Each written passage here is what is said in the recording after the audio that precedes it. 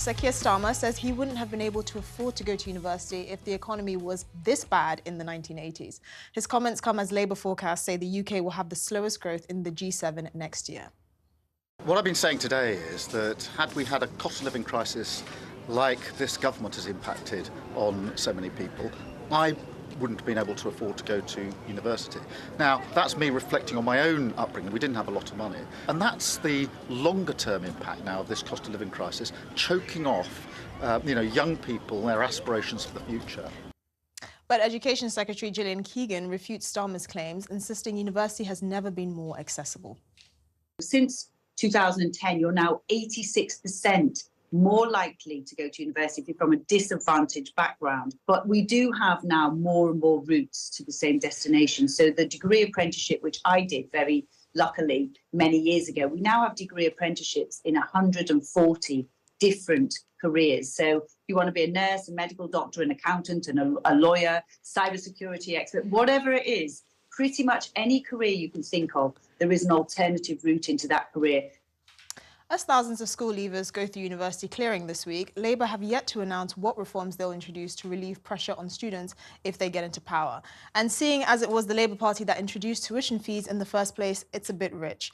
Well, obviously, firstly, we don't know what Keir Starmer is going to do to change this. It's the typical, there is a problem. Neither does he, I've by the noticed, well, exactly, I don't think he knows either. I've noticed a problem, I will say it, and I will not offer an alternative, which is literally making everyone want to pull their hair out. Secondly, not everyone needs to go to university. I think there's something deeply immoral about, saddling an 18-year-old with £50,000 worth of debt, particularly for certain degrees. I mean, it's immoral for most degrees, but it's particularly immoral for the vast majority of degrees. So there was a study done a few years ago, and they found that actually some young people, by the age of 29, they earned less than if they had not gone to university. And it was mostly found, the universities that they found this trend with was mostly like these polytechnics that were converted mainly under Blair for this whole push for university, like Falmouth University and all of these universities, Bolton University being one of them as well. And they found that they were earning 15 to 17% less than if they hadn't actually taken out those degrees. So we need to have a conversation about the fact that not everyone should go to university. We need to expand those options.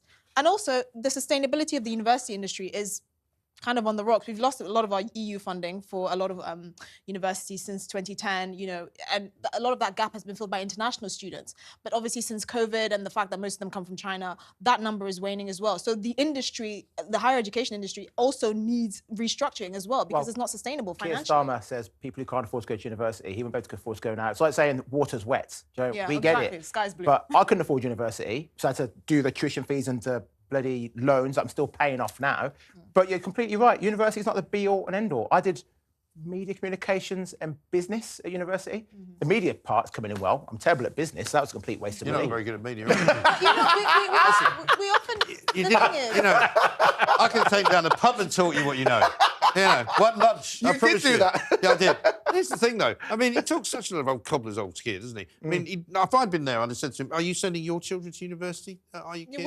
He's always moaning on about how he doesn't have any money. He came from this poor background. He went to the Guildhall School of Music, right, when he was a teenager, which is £9,000 a year. Now, he may have had some kind of, ability to get a scholarship of some kind or another, but, he had a privileged upbringing. It's time he stopped pretending he didn't.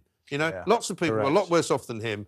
His name is Sir Keir Starmer. He's taken that off his Twitter so that you can pretend he's not Sir Keir Starmer. I don't know what's wrong with it. Just own it. And he's talking absolute rubbish. He didn't pay £9,000 a term. He got a scholarship. So that is one thing. But not a lot of people are able to go to that place, is what I'm saying. You don't get into a place like Guildhall School of Music if you're from an underprivileged background. And at the bottom of what Gillian Keegan said, she's absolutely right. More people now go to university who are from underprivileged backgrounds, because that has been something which has been happening, because many more people do. He went to university about the same time as I did, and at that time, it was about 5% of the population who were able to went to university. And he's talking absolute rubbish to say that he wouldn't have been able to afford to go.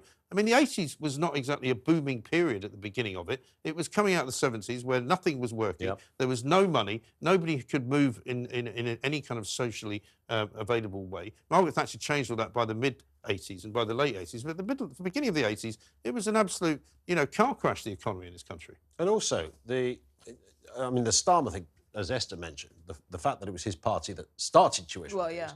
They also commissioned the Brown report latterly, which would have seen the raising of tuition fees. It just happened that the coalition ended up in the hot seat. But he comes from the idea that he comes from some kind of, was born in a shoebox.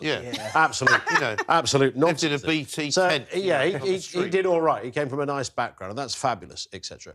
But of course, this notion that people wheel out, I wouldn't be able to afford to, as you said, JJ, it's a redundant statement anyway. But it's also redundant because you don't pay up front to go to university. You haven't got to. You haven't got. I know there's outlays in other ways. Most people will never actually pay, and most people will never have to pay because they won't hit the threshold, etc.